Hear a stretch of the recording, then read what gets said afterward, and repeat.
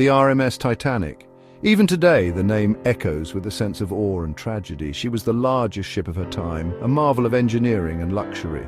On April 10, 1912, she embarked on her maiden voyage from Southampton, England, bound for New York City. Excitement filled the air as passengers and crew alike set off on this journey across the Atlantic. On board were people from all walks of life. First-class passengers enjoyed opulent staterooms, fine dining, and live music. Second-class passengers, while not surrounded by the same grandeur, still experienced comfort and convenience. In steerage, third-class passengers, many of them immigrants seeking a new life in America, made the most of their more modest accommodations. The Titanic was more than just a ship. She was a symbol of human ambition and progress. She represented the pinnacle of technological achievement and embodied the spirit of an era that believed anything was possible. Little did anyone know that this symbol of hope and progress would soon become a monument to the unpredictable fury of the sea. The first few days of the voyage passed without incident. The weather was calm, the seas were smooth, and the Titanic lived up to her reputation as a luxurious and comfortable vessel. However, unbeknownst to those on board, danger lurked beneath the surface of the seemingly tranquil ocean. As the Titanic steamed westward, other ships in the North Atlantic were sending out wireless messages, warning of icebergs in the area. These messages, though received by the Titanic's wireless operators, were not all relayed to the ship's captain, Edward Smith. Some were preoccupied with sending personal messages for passengers, while others were simply overlooked amidst the routine communications traffic. On the evening of April 14, 1912, the temperature dropped significantly, and the air grew noticeably colder. Even though the skies remained clear and the sea remained calm, the warnings of icebergs were becoming increasingly ominous. Still, the Titanic maintained her speed, her crew confident in her strength and her unsinkable reputation. At 11:40 p.m., while most passengers were asleep in their cabins, the unthinkable happened. The Titanic, steaming ahead at full speed, struck an iceberg on her starboard side.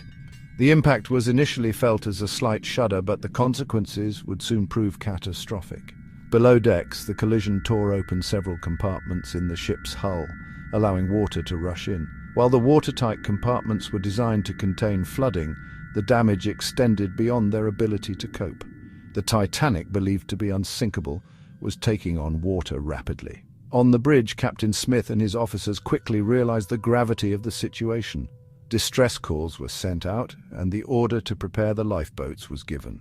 However, the Titanic was only equipped with enough lifeboats for about half of the people on board.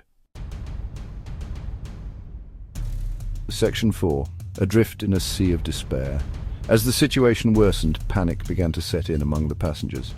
Many initially refused to believe that the Titanic was in any real danger, but the increasing tilt of the deck and the sight of lifeboats being lowered into the darkness soon made it clear that this was no ordinary emergency. The evacuation process was chaotic and disorganized. There was confusion about which lifeboats were to be loaded first, and many passengers, particularly those in third class, were not even aware that the ship was sinking. Women and children were given priority, but even then many lifeboats were lowered only partially full.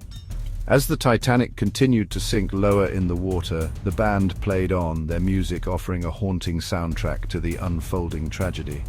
In the darkness and the freezing cold, passengers and crew alike clung to hope, praying for a miracle that would not come. Section 5. Rescue and Remembrance. At 2:20 a.m., the Titanic finally slipped beneath the waves, taking with her over 1,500 souls. The few lifeboats that had managed to escape the sinking ship were left bobbing in the icy waters, their occupants listening in horror to the cries of those who had been left behind. Hours later, the RMS Carpathia, responding to the Titanic's distress calls, arrived on the scene. The Carpathia's crew worked tirelessly to pull the survivors from the lifeboats and provide them with food, warmth, and medical attention. The rescue efforts, while heroic, could not erase the immense loss of life. The sinking of the Titanic sent shockwaves around the world. Newspapers were filled with accounts of the disaster, and people everywhere mourned the loss of so many lives. The tragedy also sparked outrage at the lack of safety regulations that had contributed to the high death toll.